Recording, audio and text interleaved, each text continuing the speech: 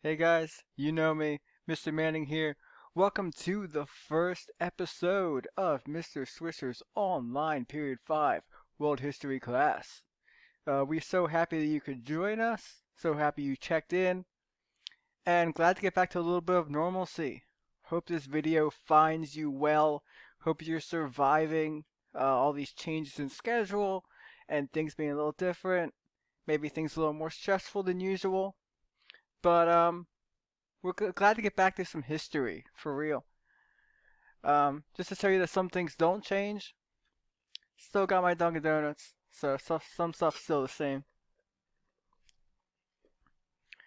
Alright, we're gonna get started with the next unit, which is World War II. We have learned about World War One. We've learned about the Russian Revolution. And today I just kind of want to review those two things to get you ready to go. In some ways, the World War One unit and the Russian Revolution unit are just prequels to World War Two. They both build up to World War Two. So I'm gonna try my own kind of version of the crash course with John Green, but hopefully I'm a little more coherent. Hopefully my information is useful. I don't go too quick, but this is all review, so hopefully it should make sense to you guys. I'm going to be going through a document I made.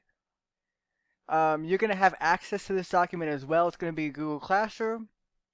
So if I go too fast, look back at the notes, but this is just review of World War One, Russian Revolution to get us ready to go to pick up with the causes and eventually the events of World War II.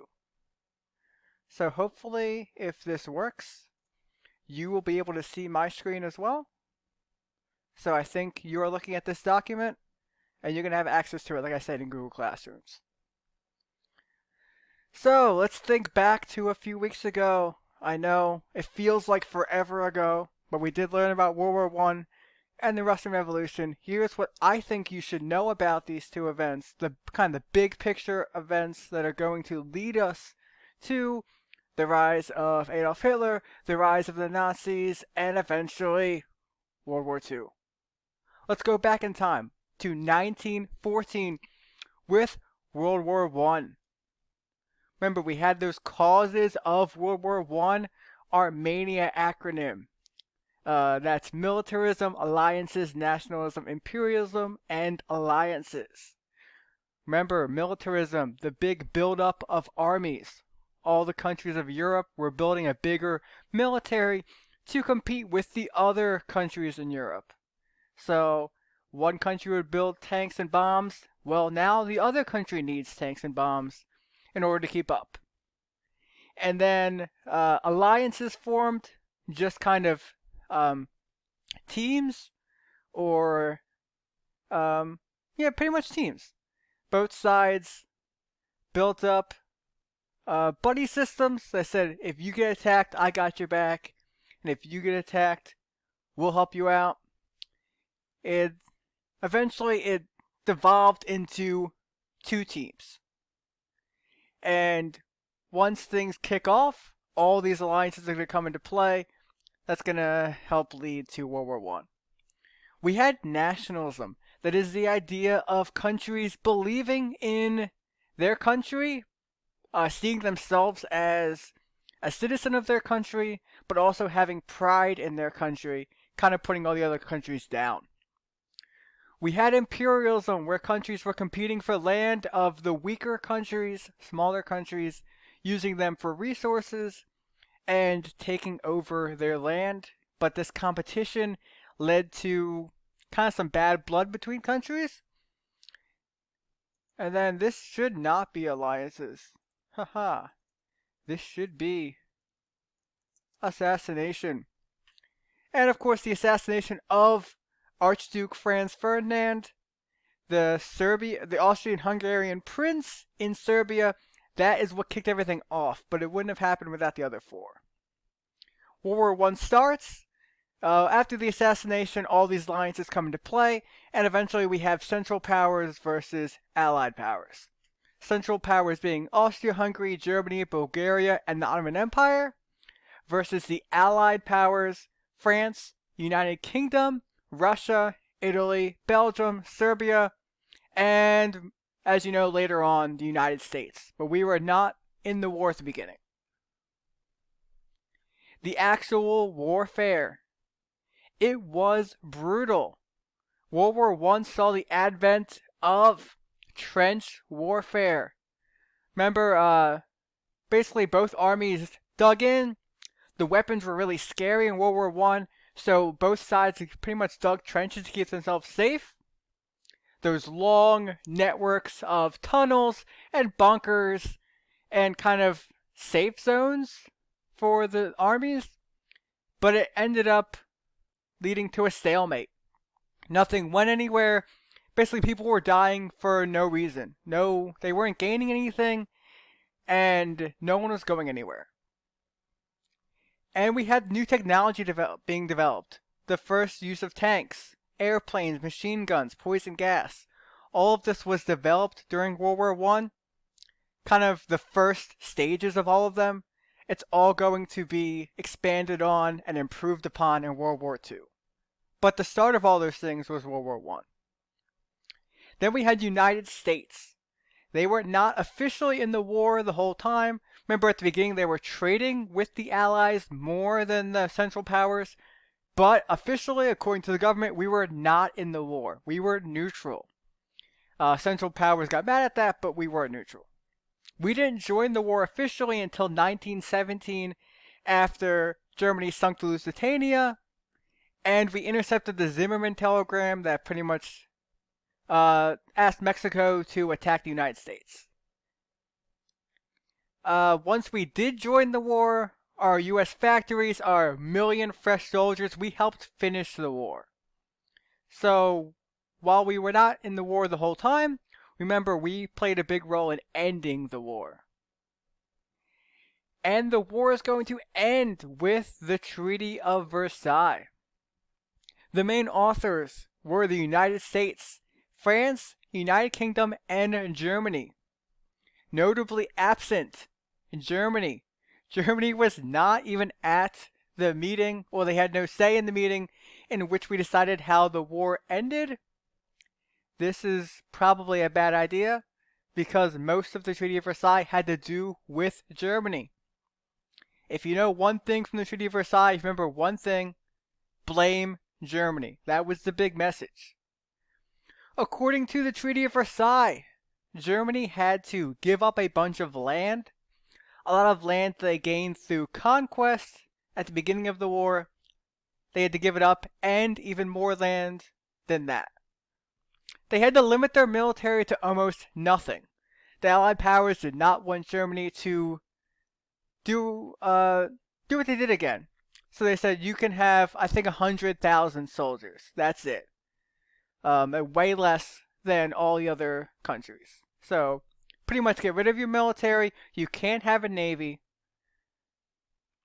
And also, maybe the biggest thing, they had to pay huge amounts of money. Basically, they had to pay for the war for all of the countries that were involved. That amount of money didn't even exist at the time. No one could pay that. But they put it all on Germany. And they had to take full blame for the war. So even though all of those factors that we just talked about led to the war, Germany had to say, yup, it's our fault, our bad. Remember, President Wilson of the United States did not like the Treaty of Versailles. He thought it was unfair. He had that great speech, the 14 points that he thought would lead to lasting peace. And probably the biggest thing was the League of Nations. Wilson only agreed to the Treaty of Versailles because it included that bit about the League of Nations. He thought if we had a group that could, a place for all the countries to come together and talk about the war, talk about issues, he thought they could get past it. He thought they could amend anything that was wrong with the Treaty of Versailles as long as there was that group to come together and talk about issues instead of war. But after the Treaty of Versailles was signed, the U.S. Congress did not agree to join the League of Nations. We did not consent to the Treaty of Versailles. The US Congress did not agree. And so the United States never ratified the Treaty of Versailles. We never joined the League of Nations.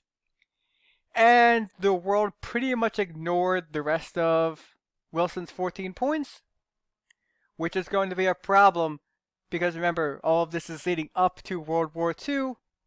They didn't know World War II was coming, but President Wilson had some idea.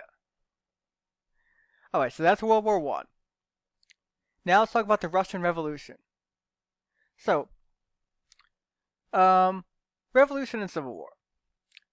Russia suffered the most of any countries during World War I. They lost over 1 million soldiers and citizens. Remember, Germany went through Western Russia. Russia had to retreat, burned a lot of their farms. So they were struggling hard. They didn't have much food. They lost a lot of people. They're running out of supplies. Both military supplies, boots, guns, bullets, but also just regular supplies. The people did not have anything they needed. Their factories were being destroyed. Well, Russia was in a really rough spot. So in 1917, the people got mad. They got tired of their leadership. And they blamed Tsar Nicholas II, basically the king of Russia. They said, hey dude, it's your fault.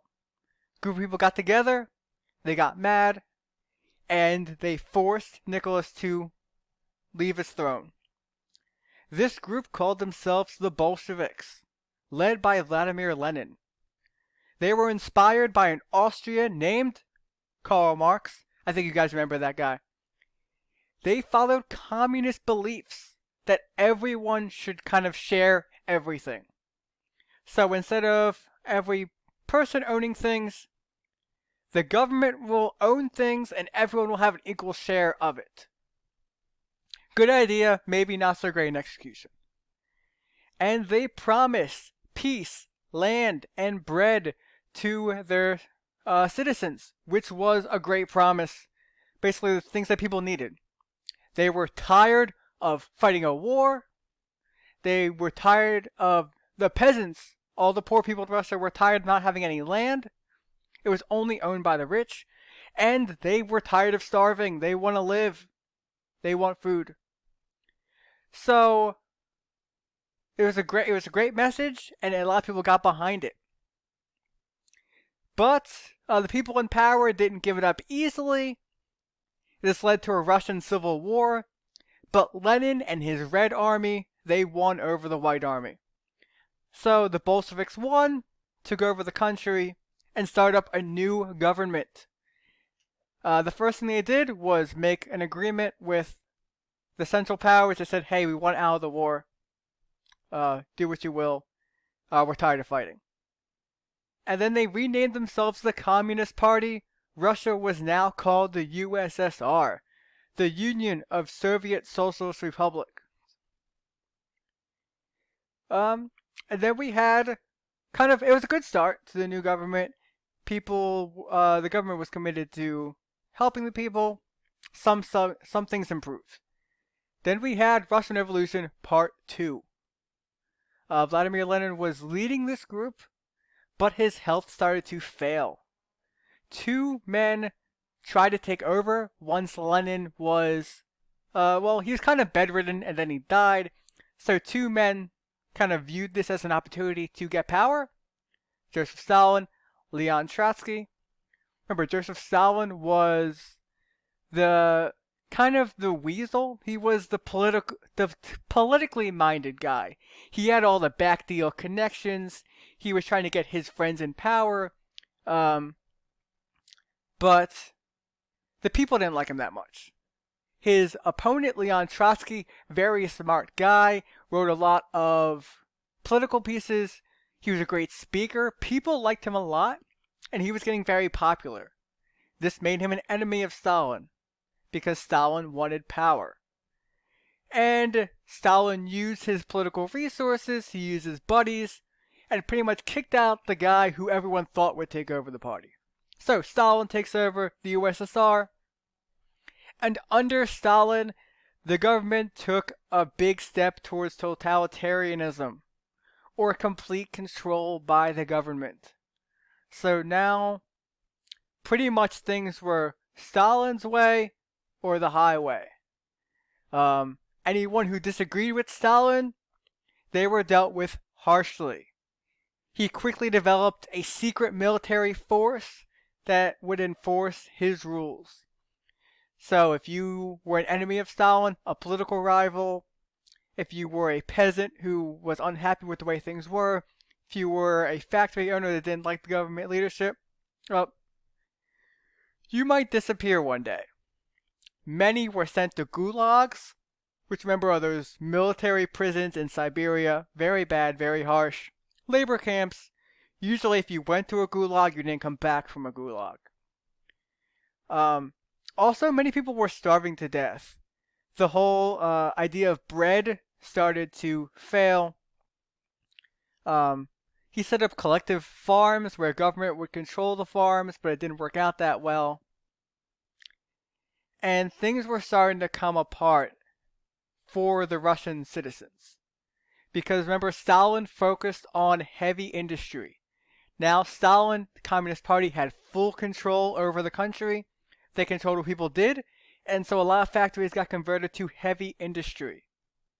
These factories could produce weapons, other machines, and pretty much geared up for war at the expense of everything else.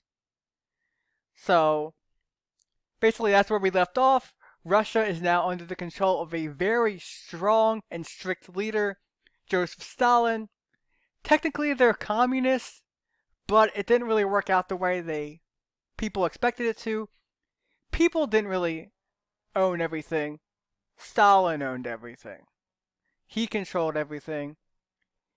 And it's going to be tough for them, but he is getting ready for war. So, if you keep in mind, World War I ended, Germany is in very tough straits. They're having a bad time. And Russia is now under the control of Stalin. If you know those two things, you'll be in a good spot for us to pick up with World War II coming soon. In future videos and lessons, we'll get started with the causes of World War II, and then jump into World War II itself.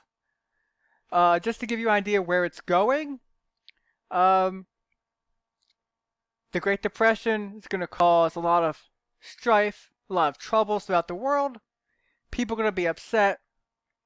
And in this time of being upset, they're going to be more vulnerable to strong leaders. A guy named Adolf Hitler is going to decide that he doesn't like the way things are going. Let's turn this around. Let's ignore the Treaty of Versailles. And then, you guys have some idea of World War II. I know you guys have heard of it, but we're going to talk about it more. Alright, hopefully this was a bearable video. You're going to have to bear with Mr. Swisher and I. This is our first foray into online teaching as well. So, some technical difficulties may be expected.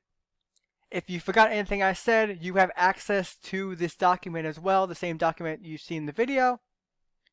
Hope you guys are doing well. I'll see you soon with some more lessons. It's good to teach again. I hope you guys are happy to learn. More is on the way. Have a good day, guys.